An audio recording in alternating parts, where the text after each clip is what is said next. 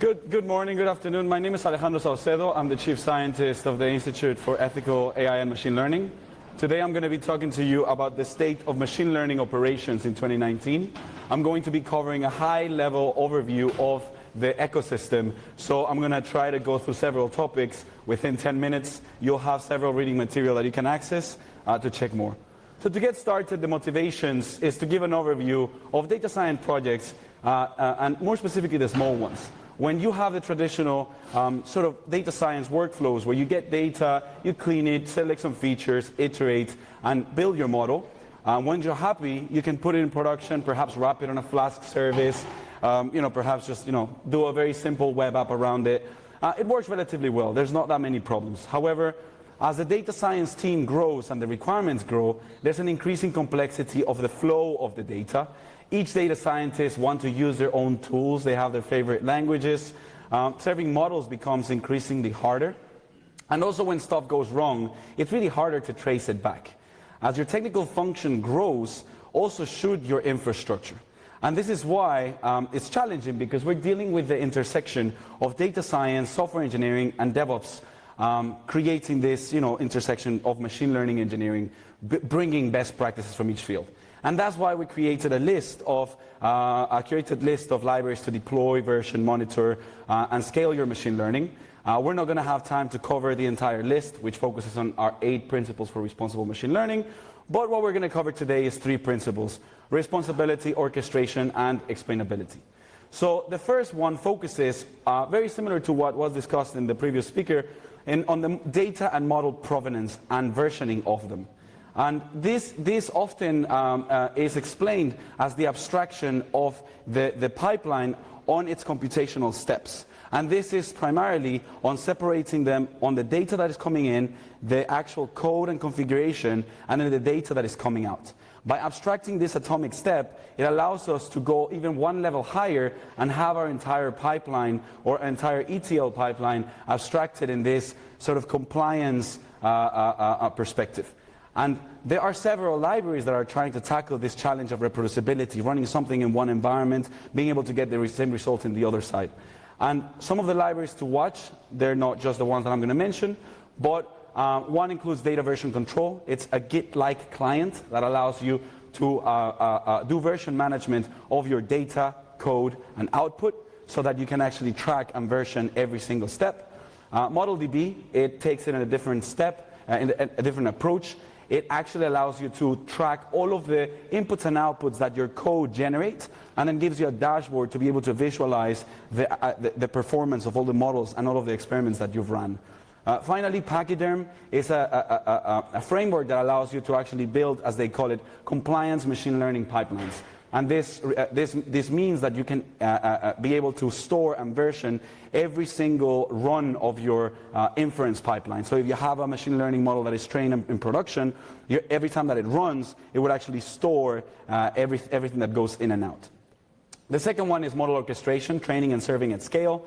This involves computational resource allocation, which is hard because it's like building an operating system which is completely distributed and your resources are all your nodes. However, there's been a lot of really interesting areas which I'm going to delve.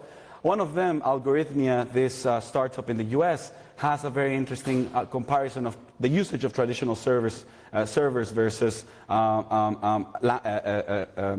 actual usage. And they actually show all of the unused space that they have by just having those servers at all times. By using elastic servers, you still have some inefficiencies, and by using serverless, it actually becomes more efficient. There was actually a very interesting paper that was published a few weeks ago that was taken with a lot of criticism in the serverless space, because that actually highlighted some of the downsides that right now serverless doesn't yet have. And I would recommend you to check it out. One of the things that I didn't mention is that you can access the slides on that corner on bit.ly/MLOps19. A few libraries to watch include Seldon, which does orchestration primarily on TensorFlow servers. The second one is MLLeap, which dives into the serialization of models. So it actually converts the trained models into JSON equivalents and then loads them back again and runs them across, I think it's three libraries. And the final one is Deep Detect, which covers a broader set of machine learning frameworks, and it builds a unified API to be able to interact with all of them for training and inference, which I recommend to check out. The last one is on explainability. This covers the challenge of explaining and understanding black box model situations. This requires going beyond the algorithms through not just the machine learning best practices, but through tools, process, and domain expertise. The way that we've often tackled it in a talk that we also link is through 3 main steps: data analysis, model analysis, and finally, production monitoring. The data assessment includes things like class imbalances, assessment of protected features, understanding correlations. The model assessment is understanding feature importance, using model-specific methods. And the final one is the model production monitoring, which is assuming that as soon as you put a model in production, it has the danger of starting to diverge, whether it's because of the data changes or another reason. So it's important to set metrics up front to be able to monitor that. Some libraries to watch include LE5, Explain Like I'm 5, which has several tools to be able to open up models both from the NLP side, image, and tabular data. The second one is SHAP, which is a unified set of best practices that have been brought together and represented as shapely values. They have model-specific as well as model-agnostic approaches, and allows you to visualize in a neural network, for example, what are the areas of the network that influence most that result. And the last one is one that we're maintaining. It's called XAI, which allows you to analyze data sets as well as models and set metrics to monitor in production. All of them, all the links are set below. You can access them when looking at the presentation. And unfortunately, 10 minutes is definitely far from enough to be able to cover all of the challenges that you face, especially now with this intersection in machine learning. And that's why I recommend you to go check out some of the open source projects that are there.